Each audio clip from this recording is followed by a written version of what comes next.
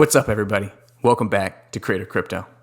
So on my last video, I talked about how when price action's feeling really turbulent and I'm starting to question maybe my own thoughts and Bitcoin's position in the world, I'll go online, I'll look around, zoom out and see all the things of significance that are happening, right? You're having institutions embrace it. They're figuring out how to get their clients access to Bitcoin. You're seeing these companies figure out how to leverage Bitcoin, the network, and build out layer 2 scaling solutions. You're seeing governments stake out a position. You're seeing politicians figuring out how to build their platform, build Bitcoin into their platform.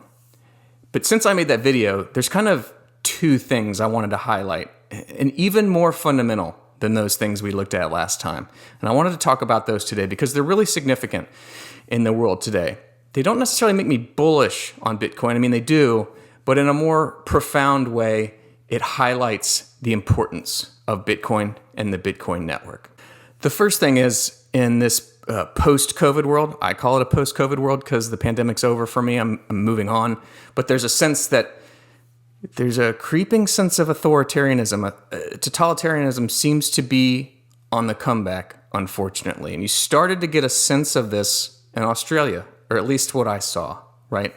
I don't stake out a firm position in Australia. I don't know anybody in Australia. I just know what I saw, right? And it seemed like the government there felt like it was overstepping with my American sensibilities, right?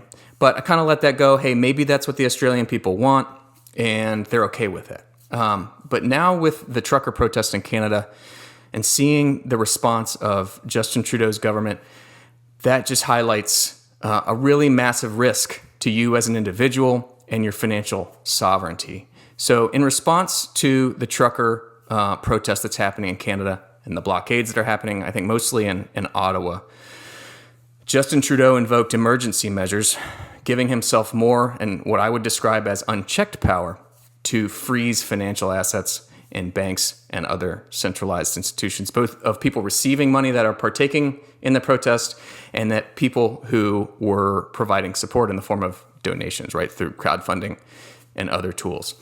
He did this by himself without a court order. He just declared that he now had the power through this emergency lever that they have to pull without even exhausting measures under current law. So as an individual, right, who, regardless of your position on the trucker protest, just the threat of having your financial lifeline taken from you like that because a financial institution was being threatened by the federal government is a little scary to me.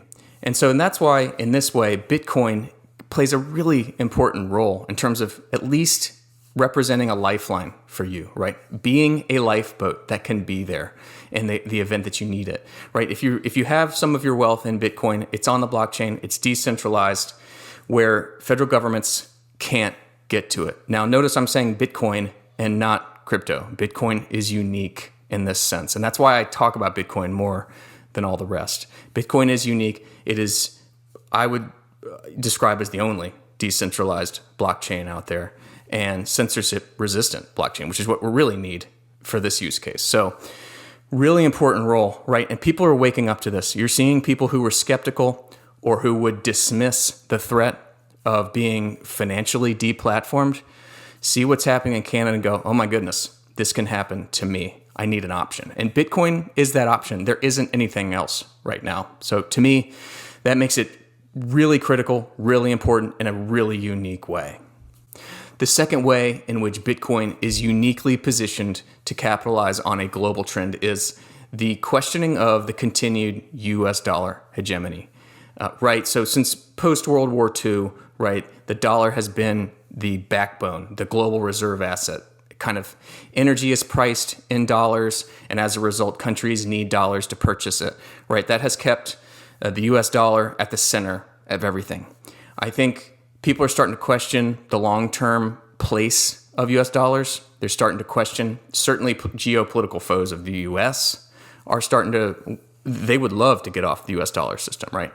Not necessarily to go to Bitcoin, but to get off the dollar system, right? I don't want to be subject to the whims of US politicians. So the future looks uncertain. Nobody knows how it's going to play out, under what timeline. but people are starting to question the continued dominance of the US dollar. In addition to that, the Federal Reserve is trying to battle inflation, and they're trying to do it with massive amounts of debt. They've kind of painted themselves into a corner, and there's a feeling that there's really nothing they can do, right? If they increase rates, now they bring the economy to a screeching halt, and the debt becomes unmanageable, right? Just to service the debt becomes terribly expensive. But if they don't, inflation continues to run. So what do? Jay Powell really is in a place where he doesn't have many options, right? It's a terrible job. I wouldn't want it. But all that to say, Bitcoin is kind of that insurance policy. It's this other asset that looks like it's positioning itself, or at least people are starting to see it as, right? It doesn't do anything for itself. It's a protocol. People are increasingly seeing it as a hard asset that I can store my wealth in during all these uncertain times, right? It's not clear how all of this shakes out. It's not clear how we make our way through this, right, with the inflation and keep economic growth going. So there's a lot of uncertainty.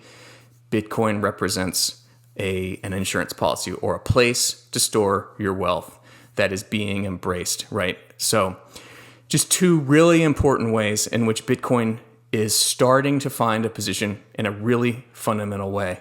And then on top of that, you have the things we talked about last time, people building products on top of it, building in exposure for their clients, looking at it as a hard asset just for business, the potential of the technology.